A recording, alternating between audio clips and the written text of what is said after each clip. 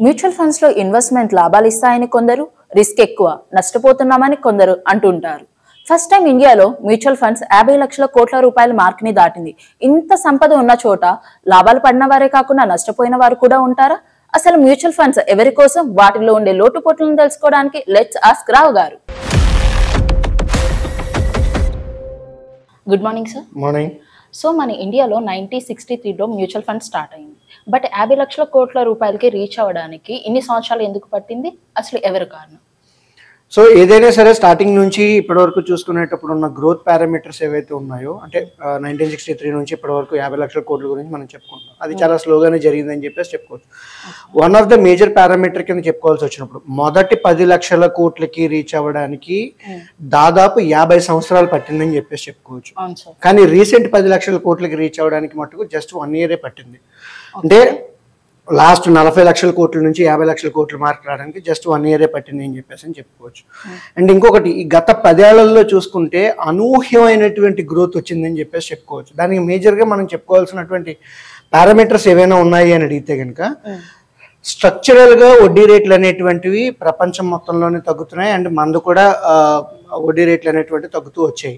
అంటే గతంలో ఒక 15 ఏళ్ల క్రితం, 20 ఏళ్ల క్రితం చూసుకుంటే 12 రూపాయల వడ్డీ, 18 రూపాయల వడ్డీ సంవత్సరానికి ఉండేది.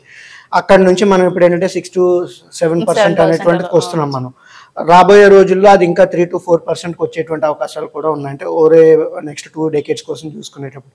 సో ఎప్పుడైతే వడ్డీ రేట్లు తగ్గుతూ వచ్చాయో, సో వేరే అదర్ ఇన్వెస్ట్మెంట్ యావెన్యూస్ ఏవైతే ఉన్నాయో, అదర్ ఇన్కమ్ జనరేటింగ్ యావెన్యూస్ ఏవైతే ఉన్నాయో, వాటి మీద జనాలు అనేటువంటిది ఫోకస్ పెట్టడం జరిగిందని చెప్పేసి అర్థం చేసుకోవచ్చు.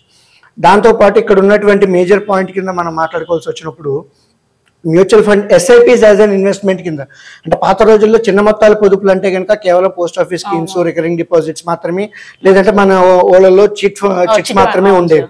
అలా కాకుండా ఇప్పుడు mutual funds as an SIP కింద కావచ్చు, మ్యూచువల్ ఫండ్ సహీ అనేటువంటి క్యాంపెయిన్స్ అనేటువంటి రన్ చేయడం, తర్వాత ఇన్ఫ్లుయెన్సర్స్ ఎవరైతే ఉన్నారో ఇలాగ అనేక రకాలైనటువంటి యూట్యూబ్ వీడియోస్ అనేటువంటివి చేయడం, సోషల్ మీడియా ప్లాట్ఫామ్స్లో బ్లాగ్స్ కావచ్చు, వ్లాగ్స్ కావచ్చు, ఇవన్నీ ఏవైతే ఉన్నాయో వీటి వల్ల అవేర్నెస్ అనేటువంటిది క్రియేట్ అయింది. అవేర్నెస్ క్రియేట్ అవ్వడం ఒక ఎత్తు, వాటి తాలూకా డిస్ట్రిబ్యూషన్ ఇంకొక ఎత్తు కింద మనం చెప్పుకోవచ్చు. ఈ డిస్ట్రిబ్యూషన్లో మేజర్ పార్ట్ వచ్చేటప్పటికి మ్యూచువల్ ఫండ్ డిస్ట్రిబ్యూటర్స్ కావచ్చు, లేదంటే ఆన్లైన్ బ్రోకర్స్ కావచ్చు, మ్యూచువల్ ఫండ్ సహీ తాలూకా క్యాంపెయిన్స్ కావచ్చు, ఇలాంటివన్నీ కూడా చాలా ఉపయోగపడ్డాయని చెప్పేసి మనం చెప్పుకోవచ్చు. అండ్ ముఖ్యంగా చెప్పుకోవాల్సింది ఏంటంటే, 1990లో ఎప్పుడైతే ఆర్థిక సంస్కరణలు వచ్చాయో అప్పటి నుంచి mutual funds and stock market investments అనేటువంటివి చాలా గొప్పగా పెరగడం అనేటువంటివి చూసాం మనం. అండ్ ఇంకొకటి, ఆ మ్యూచువల్ ఫండ్స్ ఒక్క ఈక్విటీ ఓరియంటెడ్ అసెట్ క్లాస్ కింద ఉంటే కనుక ఈ రకమైనటువంటి గ్రోత్ వచ్చి ఉండేది కాదు. వాళ్ళు ఏంటంటే డెట్ ఇన్స్ట్రుమెంట్స్ కోసం, తర్వాత గోల్డ్లో ఇన్వెస్ట్మెంట్స్ కోసం, మల్టీ అసెట్ అలొకేషన్ అని చెప్పి, బ్యాలెన్స్డ్ అడ్వాంటేజెస్ అని చెప్పేసి, తర్వాత fund of funds, arbitrage funds, ఇలాగా అనేక రకాల కేటగిరీస్ ఎప్పుడైతే తేగలిగారో, సో ఆ బాస్కెట్ ఏదైతే ఉందో ఎక్స్పాండ్ అవ్వడానికి ఉపయోగపడిందని చెప్పేసి మనం చెప్పుకోవచ్చు. 50 లక్షల కోట్ల రూపాయలు ఇది మనకు పెద్ద అచీవ్మెంట్ అని మీరు అనుకుంటున్నారా? డెవలప్ కంట్రీస్ తో పోల్చుకుంటే, లైక్ యుఎస్, యూరోపియన్, ఆస్ట్రేలియాతో పోల్చుకుంటే మన దేశం ఎంత వెనకబడి ఉంది? ఒకటి, ఇక్కడ మనం 50 లక్షల కోట్ల దగ్గర ఆగిపోవడం కన్నా కూడా ఆంఫీ వాళ్ళు కూడా ఏంటంటే రీసెంట్గా 100 కోట్ల టార్గెట్ రీచ్ అవ్వాలి అని చెప్పేసి అని వాళ్ళు అనుకుంటున్నారు. అండ్ 4 కోట్ల ఇన్వెస్టర్స్, యూనిక్ ఇన్వెస్టర్స్ ఎవరైతే ఉన్నారో అది కూడా 10 కోట్ల టార్గెట్ అని చెప్పేసి అని చూస్తున్నారు. మనం నెంబర్స్ వెనకబడి ఉన్నామా లేదంటే ముందున్నామా అనేటువంటిది పోల్చుకోవడానికి 3 మేజర్ పారామీటర్స్ కింద చూద్దాం. ఒకటి, total number of investor base చూసుకునేటప్పుడు 140 కోట్ల జనాభాకి 4 కోట్ల యూనిక్ ఇన్వెస్టర్స్ మాత్రమే ఉన్నారు. అంటే ఆ రకంగా చూసుకుంటే 10% ఇన్వెస్టర్ బేస్ కూడా లేదు అని చెప్పేసి. బ్యాంక్ అకౌంట్లు చూసుకుంటే సుమారు 60 కోట్ల దాకా ఉన్నాయి, మొబైల్ కనెక్షన్స్ చూస్తే 100 కోట్ల దాకా ఉన్నాయి. అండ్ అదే రకంగా మనం డిమాట్ అకౌంట్స్ ఏవైతే ఉన్నాయో 14 కోట్ల దాకా ఉన్నాయి. ఈ నెంబర్స్ ఏవైతే ఉన్నాయో ఇన్ఫాక్ట్ ఇవన్నీ చిన్న నెంబర్స్ కిందే ఉన్నాయి, గ్రో అవ్వడానికి చాలా ఎక్కువ ఉంది, స్కోప్ ఉంది అని చెప్పేసి మనం చెప్పుకోవచ్చు. రెండో పారామీటర్ కింద వచ్చేటప్పటికి అసెట్స్ అండర్ మేనేజ్మెంట్ అనేది అయితే మనం మాట్లాడుతున్నామో, యుఎస్ లాంటి వాళ్ళ దగ్గర చూసుకుంటే $25 ట్రిలియన్ ఉన్నాయి mutual funds assets under management లో చూసుకునేటప్పుడు. మన ఇండియాకి వచ్చేటప్పటికి ఇంకా మనం $600 బిలియన్ దగ్గర ఉన్నాం, $1 ట్రిలియన్ కూడా రీచ్ కాలేదని చెప్పేసి మనం చెప్పుకోవచ్చు. సో ఇప్పుడు కనీసం $1 ట్రిలియన్ రీచ్ అవ్వడానికి యుఎస్ లాంటి వాళ్ళకి సుమారు 60 ఏళ్ళు పట్టింది. ఆ 60 ఏళ్ళు పట్టిన తర్వాత గ్రోత్ చూసుకుంటే చాలా ఫాస్ట్ గా వచ్చేసింది. అంటే $1 ట్రిలియన్ నుంచి $25 ట్రిలియన్ రావడానికి చాలా ఫాస్ట్ గా వచ్చేసారు. మనం కూడా మన దేశం మీద కాన్ఫిడెన్స్ కావచ్చు, ఫైనాన్షియల్ సర్వీసెస్ మీద నమ్మకం కావచ్చు, ఇప్పుడు ఎట్లాగే సెబీ తీసుకుంటున్నటువంటి నిర్ణయాలు, ఫైనాన్స్ మినిస్ట్రీ తీసుకుంటున్నటువంటి నిర్ణయాలు, ఆర్బీఐ తీసుకుంటున్నటువంటి నిర్ణయాలు బట్టి చూసుకునేటప్పుడు గ్రోత్ చాలా ఫాస్ట్గా ఉండేటువంటి అవకాశం ఉంటుంది, స్కోప్ చాలా ఫాస్ట్గా ఉంది అని చెప్పుకోవచ్చు. నెక్స్ట్ రాబోయే రోజుల్లో ఇప్పుడు టెక్నాలజీ బేస్డ్ వాళ్ళు ఎవరైతే ఉన్నారో సో వాళ్ళ నుంచి కూడా ఇది గ్రోత్ వచ్చేటువంటి అవకాశం ఉంది అని చెప్పేసి. మూడో పాయింట్ కింద వచ్చేటప్పటికి మ్యూచువల్ ఫండ్ ఏఈఎం టు జీడిపి అని చెప్పేసి ఇంకొక పారామీటర్ ఉంది. అభివృద్ధి చెందిన దేశాల్లో చూసుకునేటప్పుడు 75% of the GDP taluka number ఏదైతే ఉందో మ్యూచువల్ ఫండ్స్ ఏఈఎం కింద ఉంటుంది. సే ఫర్ ఎగ్జాంపుల్ ఇప్పుడు 3 లక్షల కోట్ల రూపాయలు ఆర్ 4 ట్రిలియన్ డాలర్ ఎకానమీ అని చెప్పేసి మనం మాట్లాడుకుంటున్నాం. $4 ట్రిలియన్ లో 75% వేసుకుంటే $3 trillion has to be are mutual fund AUM. కానీ $3 ట్రిలియన్ ఏఎం అనేది లేదు, ఓన్లీ $600 బిలియన్ మాత్రమే ఉంది అని చెప్పేసి చెప్తున్నాం. ఇంకా క్లియర్ గా చెప్పాల్సి వచ్చినప్పుడు ఏంటి అంటే దేశం తాలూకా స్థూల జాతీయోత్పత్తిలో 75% వాటా మ్యూచువల్ ఫండ్స్ లో ఏఎం కింద ఉండాలి. కానీ ఇప్పుడు మన దగ్గర ఉన్న నెంబర్ చూసుకుంటే కేవలం 15% మాత్రమే ఉంది. సో 15% నుంచి 75% వరకు, అంటే ఒక డెవలప్డ్ ఎకానమీకి 75% ఆఫ్ ది జీడిపి కింద మనం మాట్లాడుతున్నాం. India only 15% GDP. ఇలా చూసుకున్నా కూడా గ్రోత్ కి చాలా స్కోప్ ఉంది అని చెప్పేసి మనకు తెలుస్తున్నది. ఇది మాత్రమే కాకుండా ఇప్పుడు ఇంకా ఎస్ఐపిస్ ఏవైతే ఉన్నాయో ఒకప్పుడు ఏంటంటే 10,000 crores, ఇప్పుడు ఏంటంటే కన్సిస్టెంట్ గా 17,000 crores పర్ మంత్, 17,000 కోట్ల రూపాయలు ప్రతి నెల మనకి ఎస్ఐపి ఇన్ఫ్లోస్ కింద రావడం జరుగుతున్నది. సో ఈ నెంబర్ ఆల్మోస్ట్ 25,000 crores కో లేదంటే 50,000 crores కి కన్సిస్టెంట్ గా పెరిగేటువంటి అవకాశం కూడా మనకు కనబడుతుంది. అండ్ ఇంకా variety of basket of options ఏవైతే మనం మాట్లాడుకున్నామో, ఈక్విటీ కావచ్చు, డెట్ కావచ్చు, హైబ్రిడ్ కావచ్చు, సొల్యూషన్ ఓరియంటెడ్ కావచ్చు, అదర్ ఫండ్స్ కావచ్చు, ఇలాగా అనేక రకాల కేటగిరీస్ ఉండడం వల్ల మ్యూచువల్ ఫండ్ ఏఈఎం గ్రోత్ పెరిగేటువంటి అవకాశం చాలా ఎక్కువ ఉంది. ఇప్పటి వరకు సాధించినటువంటి నెంబర్లు అయితే చాలా తక్కువ, ఫ్యూచర్ లో ఇంకా ఎక్కువ ఉందని చెప్పేసి చెప్పుకోవచ్చు మనం. 50 lakhs crores లో ఏపీ అండ్ తెలంగాణ ప్రజల వాటా ఎంత ఉంటుంది సార్? సో టోటల్ ఏఎం ప్రకారం చూసుకునేటప్పుడు ఓన్లీ 1 lakh crore ఉందని చెప్పేసి చెప్పుకోవచ్చు. అంటే అనేక రాష్ట్రాలతో కంపేర్ చేసుకుంటే మనం ఇంకా వెనకబడి ఉన్నాం అని చెప్పేసి అర్థమవుతుంది. దీనికి మేజర్గా ఉన్న రీజన్ ఏంటి అంటే కనుక రిస్క్ ఎవర్స్ అనేటువంటిది చెప్పుకోవచ్చు. ఎందుకంటే 2 తెలుగు రాష్ట్రాల ప్రజలకి కూడా ఏదైనా వ్యాపారం ప్రారంభిద్దామన్నా కూడా, లేదంటే ఏదైనా అభివృద్ధి చెందేటువంటి పెట్టుబడులు పెట్టాలి అనేటప్పుడు ఏంటంటే 1కి 3 సార్లు ఆలోచిస్తారు. ఎవరైనా 1కి 2 సార్లు ఆలోచిస్తారు, మన వాళ్ళు 1కి 3 సార్లు ఆలోచిస్తారు. అది మాత్రమే కాకుండా ఏంటంటే మనకి ఎంతసేపు రియల్ ఎస్టేట్లో డబ్బులు పెట్టుకున్నామా, బంగారంలో పెట్టుబడి పెట్టుకున్నామా అనేటువంటి పద్ధతుల్లోనే ఆలోచిస్తారు తప్పించి productive assets versus non productive assets అని చెప్పేసి ఒకటి ఉంటుంది. సో ప్రొడక్టివ్ అసెట్స్కి వచ్చేటప్పటికి ఏంటి అంటే ఆర్థిక వృద్ధి, అంటే క్యాపిటల్ ఎప్రిషియేషన్ లేదా వెల్త్ జనరేషన్తో పాటు స్థిరమైనటువంటి ఆదాయం తెచ్చిపెట్టగలగాలి. సో అంటే రెగ్యులర్ ఇన్కమ్ కూడా రావాలి. ఎగ్జాంపుల్ చెప్పాల్సి వచ్చినప్పుడు ఏంటి అంటే రియల్ ఎస్టేట్లో పెట్టుబడి పెడితే కనుక క్యాపిటల్ ఎప్రిసియేషన్ ఉంటుంది and at the same time rental income కూడా వస్తుంది. సో ఆ రకమైనటువంటి ఫైనాన్షియల్ అవేర్నెస్ కానీ కాన్షియస్నెస్ అనేటువంటిది ఇంకా మన 2 తెలుగు రాష్ట్రాలు ఇంకా తక్కువ ఉందని చెప్పుకోవచ్చు. ఇంక ఇప్పుడిప్పుడు పెరుగుతున్నది, especially thanks to the digital media ఏదైతే వస్తుందో అది కావచ్చు. అండ్ కొంతమంది ఫైనాన్షియల్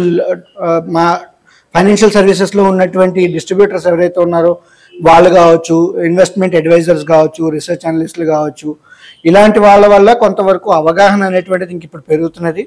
ఆ అవగాహన కూడా ప్రాబ్లం ఏంటి అంటే కనుక కంప్లీట్ ట్రేడింగ్ వైపు ఎక్కువగా వెళ్తున్నారు. అలా కాకుండా mutual funds as an investment కింద తీసుకొని దీర్ఘకాలంలో ఆస్తుల్ని పోగేసుకొని లేదంటే ఆస్తుల్ని కూడబెట్టుకుందాం అనేటువంటి థాట్ ప్రాసెస్ కన్నా కూడా కొంతమంది ఇన్ఫ్లుయెన్సర్స్ వల్ల ఏంటి అంటే ట్రేడింగ్ అంటే స్టాక్ మార్కెట్ అంటే ఫాస్ట్ గా డబ్బులు వస్తాయి అనేటువంటి పద్ధతుల్లో గ్యాంబ్లింగ్ యాటిట్యూడ్ ని ప్రోత్సహిస్తున్నారు.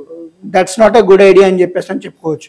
సో ఒకటి mutual funds as a total wealth creation కింద వాడుకుంటే డెఫినెట్లీ నార్త్తో మనం కంపీట్ అవ్వగలిగేటువంటి అవకాశం ఉంది. అండ్ ఇన్ఫ్యాక్ట్ ఇప్పటికీ ఇందాక మనం చెప్పుకున్నటువంటి జీడిపి వర్సెస్ మ్యూచువల్ ఫండ్ ఏఈఎం అని ఏదైతే ఉందో త్రూ అవుట్ ఇండియా చూసుకుంటే కేవలం మహారాష్ట్రకి మాత్రమే 75% of the mutual fund AEM జీడిపికి క్రాస్ మ్యాచ్ అయ్యి, మన ఆంధ్రాది కావచ్చు తెలంగాణది కావచ్చు లెస్ దాన్ 10% మాత్రమే జీడిపి నెంబర్ ఏదైతే మనం మాట్లాడుకుంటున్నాం అది మాత్రమే మ్యూచువల్ ఫండ్ ఏఎంలో ఉంది. మిగతాదంతా బ్యాంక్ డిపాజిట్లలో, చిట్ ఫండ్లో, రియల్ ఎస్టేట్లో, బంగారంలోనే ఉంది. సో ప్రొడక్టివిటీ పెంచుకోవాలి అనుకునేటప్పుడు అయితే ఆబ్వియస్లీ మ్యూచువల్ ఫండ్స్ వైపు రావాల్సిందే అని చెప్పేసి మనం చెప్పుకుంటున్నాం. మ్యూచువల్ ఫండ్ ఇండస్ట్రీకి నెక్స్ట్ మైల్ స్టోన్ ఏమని అనుకుంటున్నారు సార్? మ్యూచువల్ ఫండ్ ఇండస్ట్రీకి next major mile stone already ఇంత మనం చెప్పుకున్నట్టుగా 100 crore AUM కావచ్చు, 10 crore ఇన్వెస్టర్స్ కావచ్చు. ఈవెన్ 100 crore AUM వచ్చినా కూడా ఆ నెంబర్ చాలా తక్కువనే చెప్పుకోవాలి. 10 కోట్ల ఇన్వెస్టర్స్ ఉన్నా కూడా చాలా తక్కువనే చెప్పుకోవాలి. ఒకటి మనం మేజర్గా చూడాల్సింది ఏంటి అంటే GDP to AUM ఒకటి మనం మాట్లాడుకున్నాం. 2 తెలుగు రాష్ట్రాల్లో చాలా తక్కువ ఉందని కూడా చెప్పుకున్నాం. ఇన్ఫాక్ట్ 10% కూడా లేదు అని చెప్పేసి. దాన్ని ఇంకోలా చెప్పాల్సి వచ్చినప్పుడు ఏంటి అంటే బ్యాంకుల్లో ఉన్నటువంటి డిపాజిట్ల తాలూకా సంఖ్య ఏదైతే ఉందో 2.5 crores అంటే 2,50,00,000 కోట్ల రూపాయలు బ్యాంకుల్లో ఉన్నాయి. అందులో సుమారు 60 లక్షల కోట్లు స్టేట్ బ్యాంక్ ఆఫ్ ఇండియా దగ్గరే ఉన్నాయి. అంటే మనం total mutual fund AUM industry మొత్తం అంతా కలిపినా కూడా ఒక స్టేట్ బ్యాంక్ ఆఫ్ ఇండియా దగ్గర ఉన్నటువంటి డిపాజిట్లకి సమానంగా ఉంది అని చెప్పేసి. ఇది ఒక రకంగా చెప్పాల్సి వచ్చినప్పుడు ఏంటి అంటే మనం లాంగ్ టర్మ్ క్యాపిటల్ గురించి మనం మాట్లాడుకుంటున్నాం. అంటే షార్ట్ టర్మ్ మనీ ఏదైతే ఉంటుందో ఫైనాన్షియల్ ప్లానింగ్ లో short term goals, long term goals అని చెప్పేసి మనం మాట్లాడుతూ ఉంటాం. ఈ షార్ట్ టర్మ్ గోల్స్ కి అయితే కనుక deposits are the best revenue కాదనట్లేదు. బట్ లాంగ్ టర్మ్ గోల్స్ గురించి మనం మాట్లాడుకునేటప్పుడు ఏవైతే ఉన్నాయో అలాంటి డబ్బులు కూడా బ్యాంకుల్లో దాచుకోవడం అనేటువంటిది కొంతవరకు కరెక్ట్ కాదు, అన్ప్రొడక్టివ్ అని చెప్పేసి చెప్పుకోవచ్చు. ఈవెన్ దాచుకున్నా కూడా you will be getting only 6 to 7% of return. Long run లో మనం చూద్దాం అనుకునేటువంటి వాటికి ఈ షార్ట్ రిటర్న్స్ అనేటువంటివి కరెక్ట్ కాదు. చిన్న మన కామన్ ఎనాలజీలో చెప్పాలి అనుకునేటప్పుడు ఇక్కడ నుంచి ఢిల్లీకి వెళ్ళాలి అన్నా, లేదంటే ఇక్కడ నుంచి లాంగ్ ప్రదేశానికి వెళ్ళాలి అంటే అయితే ట్రైన్లో వెళ్ళాలి, లేకపోతే ఫ్లైట్లో వెళ్ళాలి. అలా కాకుండా నేను సైకిల్లో వెళ్తాను, బుల్లెట్ కార్ట్లో వెళ్తాను అనేటువంటి పద్ధతుల్లో ఆలోచించుకుంటే కనుక ఈ క్యాపిటల్ ఎప్రిసియేషన్ అనేటువంటిది ఫాస్ట్ గా అయ్యేటువంటి అవకాశం ఉండదు. And at the same time మనం చేరాలి అనుకుంటున్నటువంటి ఆర్థిక లక్ష్యాలు ఏవైతే ఉన్నాయో కొంచెం బెటర్ ఈల్డ్ ఇచ్చేటువంటి తాలూకా ఇన్వెస్ట్మెంట్స్ ఆప్షన్స్ లో పెట్టుకోగలిగితే దట్ వుడ్ బి బెటర్ అని చెప్పేసాను. ఇది మాత్రమే కాకుండా టోటల్ రియల్ ఎస్టేట్ తాలూకా అమౌంట్ గురించి అండ్ గోల్డ్ గురించి మనం చెప్పుకున్నా, వాటిని వీటిలో కన్వర్ట్ చేసుకున్నా కూడా ఆబ్వియస్లీ ఇప్పుడు మనం చెప్పుకుంటున్నటువంటి 100 కోట్ల మార్క్ ఈజీగానే అచీవ్ చేయగలుగుతాం. అండ్ ఇంకోటి ఇప్పుడు ఈ 10 lakh crores NPS లో ఉంది, సుమారు 14 లక్షల కోట్లు EPF లో ఉంది. సో చాలా మంది ఎంప్లాయీస్ కి ఏంటి అంటే కనుక ఓన్లీ నా ఎంప్లాయీ ప్రావిడెంట్ ఫండ్ నుంచి వచ్చేది రిటైర్మెంట్ కార్పస్ కింద అని చెప్పేసి చూసుకుంటున్నారు.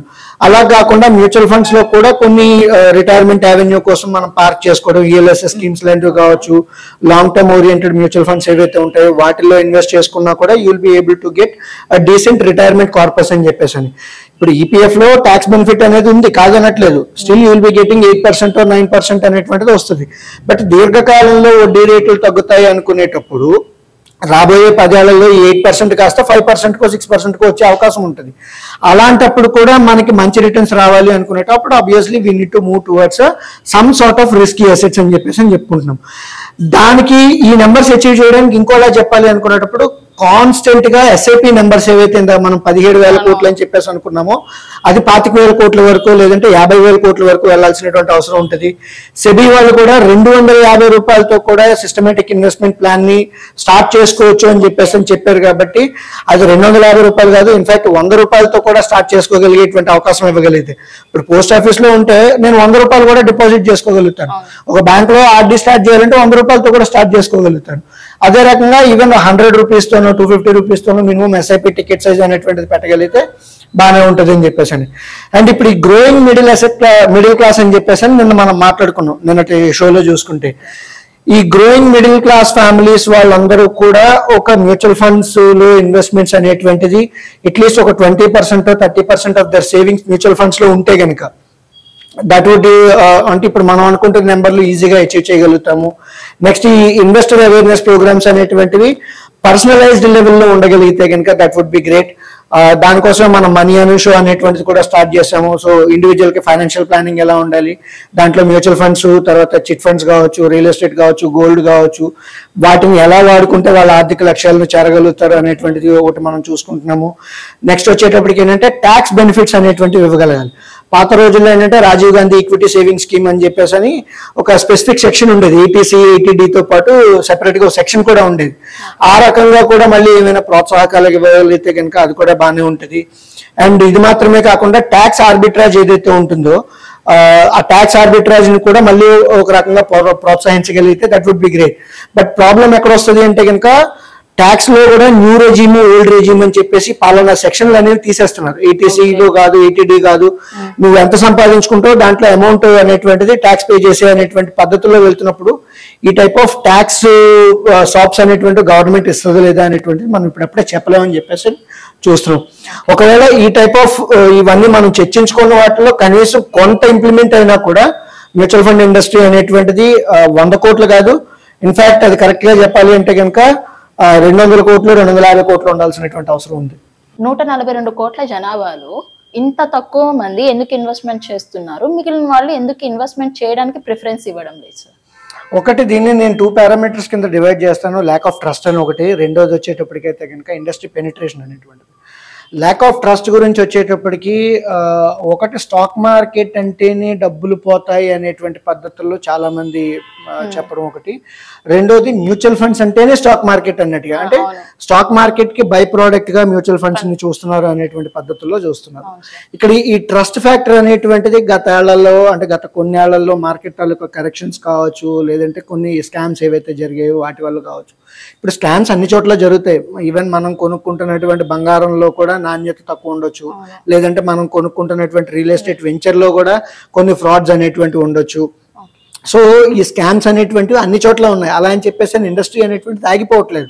ఇక్కడ మనం చూడాల్సింది ఏంటంటే ఈ ట్రస్ట్ ఫ్యాక్టర్ అనేటువంటిది ఎలా బిల్డ్ చేయగలుగుతాం అనేటువంటిది చాలా ఇంపార్టెంట్. ఈ ట్రస్ట్ ఫ్యాక్టర్ బిల్డ్ చేయడానికి కావాల్సినటువంటి కీ పాయింట్స్ లోకి వచ్చేటప్పటికి రెగ్యులేటర్ ఎంత స్ట్రాంగ్ గా ఉన్నారు అనేటువంటిది ఇంపార్టెంట్. ఇన్ఫ్యాక్ట్ నేను ప్రపంచం మొత్తంలో చూసుకుంటే స్ట్రింజెంట్ రెగ్యులేటర్స్ ఎవరైనా ఉన్నారా అంటే కఠినంగా వ్యవహరిస్తున్నటువంటి రెగ్యులేటర్స్ ఎవరైనా ఉన్నారా అని వెతికితే కనుక ఆర్బీఐ ఒకటి, సెబీ ఒకటి దొరికే మనకి. ప్రపంచం మొత్తంలో ఇంత కఠినంగా వ్యవహరిస్తున్నటువంటి వాళ్ళు అయితే ఎవరూ లేరు అని చెప్పేసి ఒక రకంగా ఇండస్ట్రీని గ్రో అవుతూ దానికి కావాల్సినటువంటి మెజర్స్ చెప్తూ, సో సైమల్టేనియస్ గా స్కామ్స్ ఏమీ లేకుండా, లేదంటే ఇటువంటి చెడ్డ పేరు రాకుండా ఉండడం కోసం అని చెప్పేసి వీళ్ళు ప్రయత్నిస్తున్నారని చెప్పేసి చాలా స్ట్రాంగ్ గా చెప్పుకోవచ్చు. మనం ఎక్కడైనా సరే ఎటువంటి చిన్న అనుమానం వచ్చినా కూడా ఇమీడియట్ గా వీళ్ళు స్టెప్ ఇన్ అయ్యి దాన్ని అరికెట్టడానికి ట్రై చేస్తున్నారు. అండ్ మ్యూచువల్ ఫండ్ రెగ్యులేషన్స్ కూడా చాలా స్ట్రింజెంట్ గా చేయడం జరిగింది. సో దానివల్ల ఏంటంటే కొంతవరకు కాన్ఫిడెన్స్ అనేటువంటిది బిల్డ్ అవుతున్నది. ఆ కాన్ఫిడెన్స్ బిల్డింగ్ ఎక్సర్సైజ్ అనేటువంటిది ఆబ్వియస్లీ రెగ్యులేటర్స్ చేయగలుగుతున్నారు. రెండోది వచ్చేటప్పటికి ఈ ఫైనాన్షియల్ డిస్ట్రిబ్యూటర్స్ ఎవరైతే ఉన్నారో వాళ్ళు కూడా ఇన్ పర్సనల్ ఫైనాన్స్ అడ్వైజ్ ఇచ్చేటప్పుడు కూడా వాళ్ళకి సూటబిలిటీ అనేటువంటి చూసి మిస్సెల్లింగ్ లేకుండా ఉంటూ, కాన్ఫ్లిక్ట్ ఆఫ్ ఇంట్రెస్ట్ లేకుండా ఉంటూ, నాకు ఏదైతే హైయెస్ట్ కమిషన్ వస్తుందో ఆ కమిషన్ కాకుండా నాకు క్లయింట్ బెనిఫిట్ ఇంపార్టెంట్ అనేటువంటి పద్ధతుల్లో ఆలోచించగలిగి ప్రోడక్ట్స్ ప్లేస్మెంట్ అనేటువంటిది క్లయింట్కి ఇవ్వగలిగితే కనుక ఆబ్వియస్లీ రెండో పారామీటర్ కింద అక్కడ చెప్పుకోవచ్చు మనం. మూడోది వచ్చేటప్పటికి ఏంటి అంటే వేరే ఫైనాన్షియల్ ప్రోడక్ట్స్ నుంచి మిస్సెల్లింగ్ అనేటువంటిది కాంక్రీట్ గా జరుగుతూ ఉంటుంది. అంటే ఒక ఎల్ఐసి ఏజెంట్ వచ్చి ఎల్ఐసి తాలూకా ప్రోడక్ట్స్ మీద, లేదంటే ఒక ఇన్సూరెన్స్ ఏజెంట్ వచ్చి నా ఇన్సూరెన్స్ ప్రోడక్ట్లే గొప్ప అనేటువంటి పద్ధతుల్లో చెప్తూ ఉంటాడు. ఒక రియల్ ఎస్టేట్ ఏజెంట్ వచ్చి భూమి మీద పెట్టుబడి పెడితేనే మీ పిల్లలకు భవిష్యత్తు బాగుంటుంది, మీ ఆర్థిక భవిష్యత్తు బాగుంటుంది అని చెప్పేసి అని చెప్తూ ఉంటాడు. అదే రకంగా వచ్చేటప్పటికి ఈ సెల్లింగ్ కాన్సెప్ట్ ఏదైతే ఉందో ఈ సెల్లింగ్ కాన్సెప్ట్ లో కొంతవరకు మ్యూచువల్ ఫండ్స్ వెనకబడ్డాయి అని చెప్పేసి మనం చెప్పుకోవచ్చు. దాన్ని మనం కొంతవరకు ఓవర్కమ్ చేయగలిగితే డెఫినెట్లీ పార్టిసిపేషన్ ఇంక్రీజ్ చేయగలిగేటువంటి అవకాశం ఉంటుంది.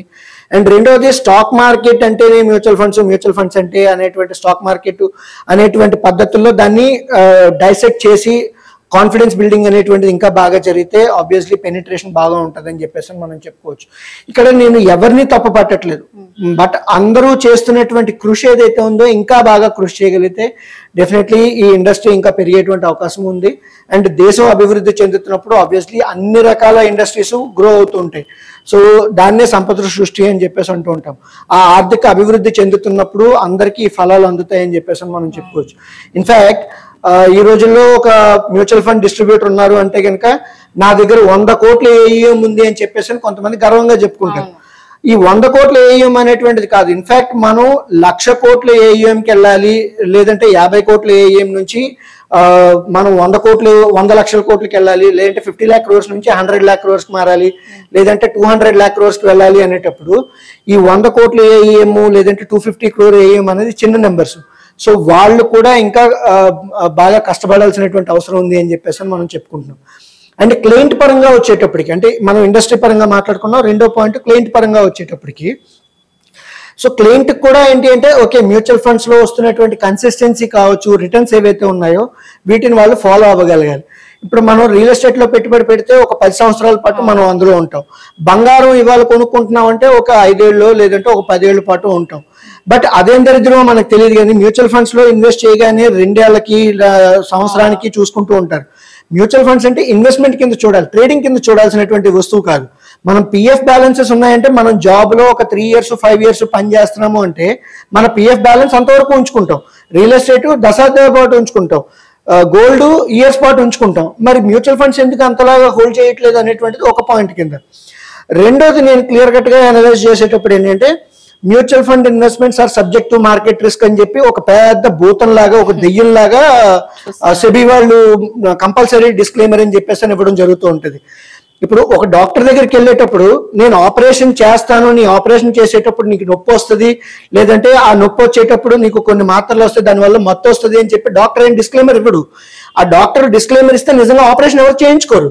సో అలాగే మనం ఇన్వెస్ట్మెంట్స్ చేసేటప్పుడు కూడా ఈ టైప్ ఆఫ్ డిస్క్లైమర్ ఇవ్వడం కరెక్టే, బట్ ఆ డిస్క్లైమర్ ని హైలైట్ చేస్తూ ఉండడం అనేటువంటిది కొంతవరకు కరెక్ట్ కాదు. రీసెంట్ గా మ్యూచువల్ ఫండ్ సహీహే అనే క్యాంపెయిన్ ఎప్పుడైతే స్టార్ట్ చేసామో నమ్మకం కలిగింది. అలా అని చెప్పేసి mutual fund investments are subject to market risk అని చెప్తే మళ్ళీ భయం వస్తుంది జనాలకి. భయం కాదు ఇక్కడ కావాల్సింది, ఓకే నువ్వు చెయ్యి, ధైర్యంగా ఉండు అనేటువంటి పద్ధతుల్లో మనం చేయగలిగాం. అది ఎందుకు వస్తుంది అంటే మనం రెగ్యులేషన్స్ పర్ఫెక్ట్ గా చేస్తున్నాం, మ్యూచువల్ ఫండ్స్ ని బాగా రెగ్యులేట్ చేస్తున్నాము, దేశం కూడా అభివృద్ధి చెందుతుంది అనేటువంటి నమ్మకం మన దగ్గర ఉండేటప్పుడు mutual funds investments are subject to market risk అన్నం కన్నా కూడా investor behaviour is subject to your returns అని చెప్పేసి చెప్పగలిగితే దట్ వుడ్ బి గ్రేట్. ఎందుకంటే పెట్టుబడి ఏది మంచిది ఏది చెడ్డది అని మనం చెప్పలేము. ఇన్సూరెన్స్ లో చెడ్డ ఉన్నాయి, ఇన్సూరెన్స్ లో మంచి ఉన్నాయి, రియల్ ఎస్టేట్ లో మంచి ఉన్నాయి, రియల్ ఎస్టేట్ లో చెడ్డ ఉన్నాయి. అలాగే మ్యూచువల్ ఫండ్స్ లో కూడా మనకి నప్పుతుందా లేదా అనేటువంటి చూసుకోవాల్సినటువంటి దాన్ని బట్టి మన రిటర్న్స్ ఆధారపడి ఉంటాయి. మ్యూచువల్ ఫండ్ స్కీమ్ బట్టి రిటర్న్స్ ఆధారపడి ఉండవు. మనం పెట్టేటువంటి ఇన్వెస్ట్మెంట్ స్ట్రాటజీ ఏదైతే ఉందో ఎస్ఐపి ద్వారానా లంసమ్ ద్వారానా అనేటువంటి దాన్ని బట్టి రిటర్న్స్ మారుతూ ఉంటాయి. సో ఇన్ఫాక్ట్ నేను కూడా రెగ్యులేటర్స్ అడిగేది ఏంటి అంటే కనుక mutual fund investments are subject to market risk, లేదంటే stock market investments are subject to market risk అనేటువంటి డిస్క్లైమర్ ఇస్ ఫైన్. దాంతో పాటు ఒక కాన్ఫిడెన్స్ ని బిల్డ్ చేయగలిగేటువంటి స్టేట్మెంట్ కూడా కింద ఉంటే డెఫినెట్లీ మన పాపులేషన్ తాలూకా నమ్మకం ఉంటుంది, సైమల్టేనియస్ గా వాళ్ళ కాన్ఫిడెన్స్ ని బిల్డ్ చేయడానికి అవకాశం ఉంటుంది అని చెప్పేసి మనం చెప్పుకోవచ్చు. మ్యూచువల్ ఫండ్ స్టార్ట్ చేయడానికి బెస్ట్ ఏజ్ ఏంటి సార్? అసలు ఇది ఎవరెవరికి ఉపయోగపడుతుంది?